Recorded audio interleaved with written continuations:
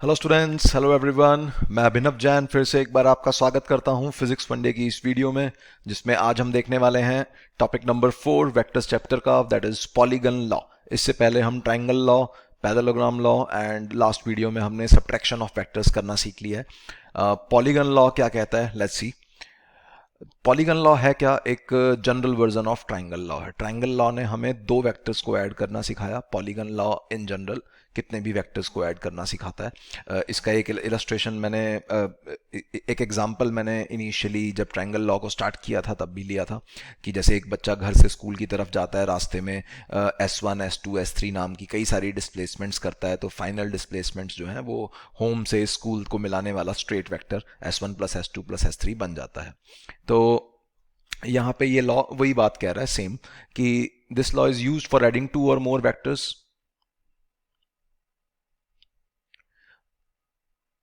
This law is used for adding two or more vectors, which states that when several vectors are arranged in head-to-tail formation, then the vector joining initial tail to final head is called as resultant or addition of all those vectors। जैसे ये A vector है, ठीक है। B vector जहां भी होगा, B vector की tell को उठा के A के हेड पे रखना है, यहां रख दिया। कोई सी वेक्टर है, उसकी टेल को बी के हेड पे रख दिया। ये सब हेड टू टेल फॉर्मेशन में ड्रॉ किए जा रहे हैं। कोई डी वेक्टर है जिसकी टेल को सी के हेड पे रख दिया। कोई ई वेक्टर है जिसकी टेल को डी पे। ऐसे कितने भी हो सकते हैं। तो इनिशियल टेल कौन सी हुई? इनिशियल टेल हुई ये वाली। फाइनल हेड हुआ ये वाला। तो इनिशियल टेल से फाइनल हेड को मिलाने वाला vector, that is this green colour वाला vector, that is A plus B plus C plus D plus E. तो तुम्हें इसमें एक पॉलीगन बनता हुआ नजर आ रहा होगा। जैसे ट्रायंगल लॉ का जब हम एप्लीकेशन करते थे तो ट्रायंगल बनता हुआ नजर आता है, पॉलीगन लॉ की हम एप्लीकेशन करते हैं तो एक पॉलीगन बनता हुआ नजर आता है। लेकिन होता क्या है, देखो इसमें वही होम स्कूल वाली बात तुमको समझ में आ रही होगी कि यहाँ पे अगर बच्चे का होम होता, यहाँ पे स्कूल होता, और ये रास्ते में A B C D E नाम की 5 डिस्प्लेसमेंट्स करके बच्चा पहुंचा स्कूल, तो फाइनल डिस्प्लेसमेंट जो है या टोटल डिस्प्लेसमेंट जो है वो स्ट्रेट होम से स्कूल को मिलाने वाला वेक्टर बन जाती। तो डिस्प्लेसमेंट्स की मदद से समझना काफ़ी आसान रहता है। अदरवाइज फोर्सेस हों, वेलोसिटीज़ हों, वट हम कोई भी किसी भी तरह के वेक्टर्स को इस तरह से ऐड कर सकते हैं। अब इसमें होता क्या है कि कभी कभी है ना, हमें पॉलीगन बनता हुआ नजर नहीं आता। कब नहीं बनता हुआ नजर आएगा? जैसे मान लो ये डी वेक्टर है। अब ये डी वेक्टर मान लो काफी लंबा हो जाता तो हो सकता है ए वेक्टर को इंटरसेक्ट भी कर दे। तो कभी कभी ये वेक्टर्स आपस में जब हम हेड टू टेल फॉर्मेशन में बनाते हैं तो ये एक दूसरे को इंटरसेक्ट करना शुरू कर जाते हैं। लेकिन इंटरसेक्ट करने से भी हमारा रूल चेंज नहीं होगा, पॉलीगन लॉ चेंज नहीं होगा, चाहे हमें पॉलीगन दिखे चाहे ना दिखे। जैसे फॉर एग्जाम्पल, जैसे ये ए वेक्टर है, इसके हेड पे बी की टेल रखी, बी के हेड पे सी की टेल रखी, सी के हेड पे डी की टेल रखी। अभी देखो डी वेक्टर जो है ये लंबा हो गया काफी और इसने ए वेक्टर को इंटरसेक्ट कर दिया। लेकिन रूल फिर भी वही रहेगा, क्योंकि वही डिस्प्लेसमेंट वाली बात से समझ सकते हो तुम। यहाँ ये इनिशियल टेल, ये फाइनल हेड, इनिशियल टेल से फाइनल हेड को मिलाने वाला दिस स्मॉल सा वेक्टर ये है a plus B plus C plus D, resultant of all these 4 vectors. तो इस डायग्राम में हमें इफेक्टिवली एक पॉलीगन नजर नहीं आ रहा, पॉलीगन के टुकड़े हो गए हैं, ये एक ट्रायंगल बन गया छोटा सा, यहाँ एक क्वाड्रिलेटरल बन गया, बट जो भी हो, लॉ इज लॉ, जिसको हम ध्यान में रखेंगे। तो इस तरह से हम पॉलीगन लॉ को समझते हैं, इलस्ट्रेशन के थ्रू और बेटर वे में समझते हैं। Let's see illustration number 1, find resultant of all these vectors of the given vectors। तो ये a वेक्टर, सब देखो ध्यान से देखो, a वेक्टर के हेड पे b की टेल है, b के हेड पे c की टेल है, c के हेड पे d की टेल है, एंड सो ऑन। और फाइनल हेड कहाँ आ गया? फाइनल हेड यहाँ आ गया, f का जो हेड है दैट इज फाइनल हेड, और इनिशियल टेल भी यही थी। a वेक्टर से कहानी स्टार्ट करी है हमने और f वेक्टर पे जाके खत्म हुई है, तो फाइनल हेड भी यही है, इनिशियल टेल भी यही है। फाइनल हेड से इनिशियल टेल को मिलाने वाला वेक्टर क्या बन रहा है? कुछ बन ही नहीं रहा, तो आंसर इज 0। हम बोल सकते हैं यहाँ पे a plus B plus C plus D plus F is equal to is nothing but 0। तो कई किताबों में ना ये इस इलस्ट्रेशन को ही डेफिनेशन बना के भी लिखा होता है कि when several vectors in head to tail formation form a closed polygon then resultant is 0। तो इसको भी एक डेफिनेशन मान सकते हो, या ज़्यादा बेटर तरीका, क्योंकि ऐड करने का लॉ है तो एडिशन की टर्म्स में ध्यान में रखना ज़्यादा अच्छी बात है। अब इसके अंदर देखो, सोच के देखो, अगर ये A B C D E same magnitude के हों या डिफरेंट मैग्नीट्यूड्स के हों, इस बात से क्या आंसर में कोई फ़र्क पड़ेगा? आंसर में कोई फर्क नहीं पड़ेगा, क्योंकि चाहे ये रेगुलर पॉलीगन हो चाहे इरेगुलर अलग अलग साइड लेंथ्स का पॉलीगन हो, कैसा भी पॉलीगन हो, अगर फाइनल हेड इनिशियल टेल पे आके मिल गया तो रिजल्टेंट जीरो ही रहना है। ठीक है, resultant of any number of vectors forming a closed polygon in head to tail formation is always zero. Basic से एक इलस्ट्रेशन है। आगे बढ़ते हैं। Which of the following sets of vector magnitudes cannot give zero resultant? इनमें से किस vector magnitudes के सेट का रिजल्टेंट जीरो नहीं हो सकता? तो सबसे पहले तो कंसेप्ट सोचो, रिजल्टेंट जीरो कब होगा? मान लेते तीन तीन वेक्टर्स लिखे हुए हैं चारों ऑप्शंस में, तो रिजल्टेंट जीरो का मतलब हुआ a plus B plus C zero. अभी अभी हमने जीरो की बात की। जीरो कब बनता है? जब कितने भी नंबर ऑफ वेक्टर्स एक क्लोज्ड पॉलीगन बना दें। तो तीन वेक्टर्स से मिलके बनने वाला पॉलीगन क्या है? That is triangle. तो इसका मतलब है A vector comma B vector and C vector should make a triangle. अब सवाल ये बना कि इसका मतलब हेड टू टेल फॉर्मेशन में इन तीनों को एक ट्राइंगल बनाना है। तो क्वेश्चन ये हुआ कि क्या 2 3 4 एक ट्राइंगल की साइड्स हो सकती हैं या नहीं? क्या 1 7 10 एक ट्राइंगल की तीन साइड्स हो सकती हैं या नहीं? अगर हो सकती हैं तो जीरो रिजल्टेंट वो बना सकते हैं, और वो ऑप्शन हम टिक नहीं करेंगे क्योंकि पूछा है can not give zero resultant. तो क्या 2 3 4 एक ट्राइंगल की साइड्स हो सकती हैं? तो ट्राइंगल की साइड्स के बारे में मैंने ट्राइंगल लॉ में बताया था कि दो साइड्स का सम हमेशा तीसरी साइड से बड़ा होता है। तो दो साइड का सम क्या 2 + 3 4 से बड़ा है? हाँ है। तो ये ट्राइंगल बन सकता है। मैं बस केवल छोटी वाली साइड्स को चेक कर रहा हूँ। अगर छोटी वाली साइड्स का सम बड़ी वाली साइड से बड़ा हो गया तो ऑब्वियसली बड़ी वाली साइड इंक्लूड होगी तो और बड़ा ही होगा।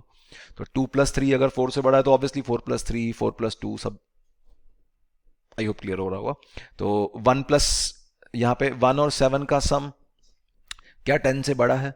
1 और 7 का सम क्या 10 से बड़ा है? नहीं है। तो इसका मतलब ये ट्राइंगल नहीं बन सकता। ये ट्राइंगल नहीं बन सकता मतलब ये इन तीनों का रिजल्टेंट जीरो नहीं हो सकता। यही पूछा गया था हमसे, जीरो रिजल्टेंट जिसमें नहीं हो सकता। तो आंसर इज बी ऑप्शन।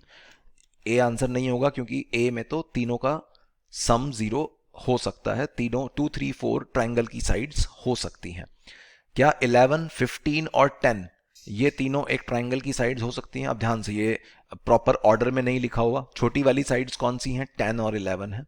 तो क्या 10 और 11 का सम 15 से बड़ा है? हाँ है। तो इसका मतलब ये ट्राइंगल बन सकता है। ट्राइंगल बन सकता है मतलब इन तीनों वेक्टर्स का रिजल्टेंट जीरो हो सकता है, मतलब ये ऑप्शन आंसर नहीं होगी। क्या 5 7 12 क्या 5 और 7 का सम 12 से बड़ा है? बड़ा नहीं है, बराबर है। तो बराबर है तो जस्ट लिमिटिंग केस बन जाएगा, जो अपने ट्रायंगल लॉ में बात की थी कि जब ये 5 और 7 एकदम एक ही डायरेक्शन में हो जाएंगे और 12 दूसरी डायरेक्शन में हो जाएगा, ट्रायंगल नहीं बनेगा बट कैंसिल हो जाएंगे। 5 और 7 एक डायरेक्शन में तो 12 बन जाएंगे, और 12 दूसरी डायरेक्शन में ऑपोजिट डायरेक्शन में, दैट इज 12 12 कैंसिल होकर जीरो रिजल्टेंट बना सकते हैं। तो जीरो रिजल्टेंट बना सकते हैं, ट्रायंगल नहीं बना सकते। हमसे क्या पूछा जा रहा है? जीरो रिजल्टेंट कौन कौन नहीं बना सकता? तो जीरो रिजल्टेंट ये तो बना सकते हैं। तो that is D option is not the answer. तो आंसर इज ओनली बी। तो आई होप क्लियर होगा। अगला सवाल, illustration number 3, which of the following sets of vector magnitudes can not give zero resultant? इस बार मैंने क्या किया, चार चार ऑप्शंस, चार चार वेक्टर के मैग्नीट्यूड डले हुए हैं। अब चार वेक्टर का मैग्नीट्यूड गिवन है, चार वेक्टर का रिजल्टेंट जीरो हो सकता है या नहीं हो सकता, इसके बारे में बात करनी है। तो 4 वेक्टर्स अगर जीरो रिजल्टेंट शो कर रहे हैं, इसका मतलब सब हेड टू टेल फॉर्मेशन में क्या बनाएंगे? एक क्वाड्रिलेटरल बनाएंगे। तो क्वाड्रिलेटरल की साइड्स ये हो सकती हैं या नहीं हो सकती, ऑप्शंस में चेक करनी है। तो कंसेप्ट क्या है यहाँ पे? कंसेप्ट है कि एक क्वाड्रिलेटरल में बिल्कुल सेम फंडा ट्राइंगल वाला, in a quadrilateral sum of any 3 sides is always greater than the fourth side. Triangle में 2 साइड्स का सम तीसरी साइड से बड़ा होता है, क्वाड्रिलेटरल में 3 साइड, किन्हीं भी 3 साइड्स का सम चौथी साइड से बड़ा होता है। एक तो सबसे पहली बात, मन में ये डाउट आ रहा होगा कि क्यों ऐसा होता है कि क्वाड्रिलेटरल में या किसी भी एन साइड पॉलीगन में, हम बोल सकते हैं एन साइडेड पॉलीगन में n-1 साइड्स उठा लो, कोई भी एक छोड़ के, बाकी n-1 साइड्स उठा लो, n-1 साइड्स का सम nth साइड से बड़ा होता है। ऐसा क्यों? जैसे क्वाड्रिलेटरल के लिए यहाँ मैं प्रूव करके दिखा देता हूँ।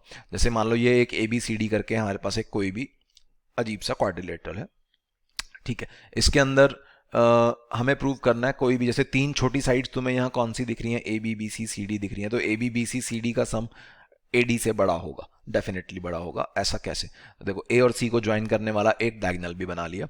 अच्छा, अब हम ये दो ट्राइंगल बन गए, हम ट्राइंगल की प्रॉपर्टी से क्वाड्रिलेटरल को प्रूव कर रहे हैं, फिर क्वाड्रिलेटरल मान के पेंटागन को प्रूव कर सकते हैं एंड सो ऑन। जैसे ट्राइंगल को देखो, ट्राइंगल ए सी डी को देखो, ट्राइंगल ए सी डी को पहले देखो, ये जो ए डी लेंथ है, ये वाली ए डी लेंथ, ये ए सी और सी डी के सम से छोटी होगी या इक्वल होगी। इक्वल वाला में ट्राइंगल नहीं बनेगा, बट वो लिमिटिंग केस में जीरो रिजल्टेंट बन सकता है, तो इक्वल टू बस जस्ट मैंने लगा रखा है, टेंड कर सकता है ये। तो A D is less than equal to A C plus C D, हम बोल सकते हैं ट्राइंगल ए सी डी में। Similarly triangle A B C में देखो, ट्राइंगल ए बी सी में ये जो ए सी लेंथ है, ये A C length A B plus B C से छोटी होगी। ट्राइंगल वाली प्रॉपर्टी यूज कर ली, ट्राइंगल लॉ से जो निकाली थी अपन ने। तो ए डी जो है वो ए सी प्लस सी डी से छोटा है, और ये वाला A C A B plus B C से छोटा है। तो हैंस हम बोल सकते हैं A B plus B C डाल देते हैं यहाँ पे ए सी को, तो ए डी जो है वो A B plus B C से ए सी बड़ा है, ए सी छोटा है, और प्लस सी डी, तो ए सी की जगह मैंने A B plus B C डाल दिया। आई होप क्लियर होगा। ए डी लेंथ जो है वो A B plus B C plus C D से हैंस छोटी होगी, ये बात प्रूव हो गई। तो यही चीज हमें बस इस क्वेश्चन में अब सोच के यूज करनी है कि इन चारों में से क्वाड्रिलेटरल कौन कौन बन सकता है। जो क्वाड्रिलेटरल बन सकता है चारों ऑप्शंस में से, उनमें जीरो रिजल्टेंट आ सकता है, और जहां जीरो रिजल्टेंट आ सकता है वो ऑप्शन हम टिक नहीं करेंगे, क्योंकि can not give zero resultant वाला पूछा है। तो क्या 2 3 4 5 जीरो रिजल्टेंट बना सकते हैं? तो 2 + 3 + 4 करके देखो, 2 + 3 + 4 होता है 9। 9 क्या 5 से बड़ा है? हाँ है, मतलब क्वाड्रिलेटरल बन जाएगा और जीरो रिजल्टेंट आ जाएगा, मतलब ये ऑप्शन नहीं है। 1 + 7 + 10 क्या 19 से बड़ा है? 1 + 7 + 10 होता है 18, जो कि 19 से छोटा है, मतलब इस ऑप्शन में क्वाड्रिलेटरल नहीं बन पाएगा। क्वाड्रिलेटरल नहीं बन पाएगा मतलब जीरो रिजल्टेंट नहीं बन पाएगा, तो that is answer is B. 5 + 11 + 15 ये होता है 31। 31 क्या 20 से बड़ा है? हाँ है, मतलब क्वाड्रिलेटरल बन जाएगा, जीरो रिजल्टेंट आ जाएगा। 2 + 5 + 7 2 + 5 + 7 होता है 14। 14 क्या 12 से बड़ा है? हाँ, तो क्वाड्रिलेटरल बन जाएगा और जीरो रिजल्टेंट आ जाएगा। तो केवल एक ही ऑप्शन ऐसी है जिसमें जीरो रिजल्टेंट नहीं आएगा, that is B option. I hope clear होगा। अगर इक्वल टू भी आ जाए तो ठीक है, क्वाड्रिलेटरल नहीं बनेगा। तीन साइड्स का सम अगर जस्ट इक्वल टू हो गया फोर्थ साइड के, तो क्वाड्रिलेटरल नहीं बनेगा, ये पक्की बात है। लेकिन उस केस में जीरो रिजल्टेंट फिर भी आ सकता है। जीरो क्यों आ सकता है? क्योंकि वो लिमिटिंग केस कि तीनों वेक्टर्स एक डायरेक्शन में हो गए और चौथा वेक्टर उसके ऑपोजिट डायरेक्शन में हो गया, तो सब कैंसिल करके जीरो रिजल्टेंट शो कर सकते हैं विदाउट फॉर्मिंग अ क्वाड्रिलेटरल भी, जो कि एक एक्सट्रीम केस है जिसकी हम ट्रायंगल लॉ में बातें कर चुके हैं थोड़ी बहुत। आई होप क्लियर होगा। आगे बढ़ते हैं। चौथा सवाल, which of the following options is correct regarding the given vectors. अब देखो यहाँ पे पंगा क्या है, बिल्कुल पहले सवाल जैसा ही ये सवाल है, बट यहाँ पे हेड टू टेल फॉर्मेशन नहीं है। ध्यान से देखो, कई बच्चे क्या करते हैं, ब्लाइंडली ये ऑप्शन टिक कर देते हैं कि भाई 6 वेक्टर्स मिलके पॉलीगन बना रहे हैं तो रिजल्टेंट तो जीरो होगा। बट यहाँ पे क्या है, 6 vectors head to tail formation में नहीं है। तो अब क्या करें? जिस बच्चे को सोचना है वीडियो पॉज करके यहाँ पे सोचो और सही ऑप्शन टिक करो, अदरवाइज मैं कंटिन्यू कर रहा हूँ। अब इसके अंदर 6 वेक्टर्स को अगर ये हेड टू टेल फॉर्मेशन में होते तो हम पॉलीगन लॉ के हिसाब से बातें कर सकते थे।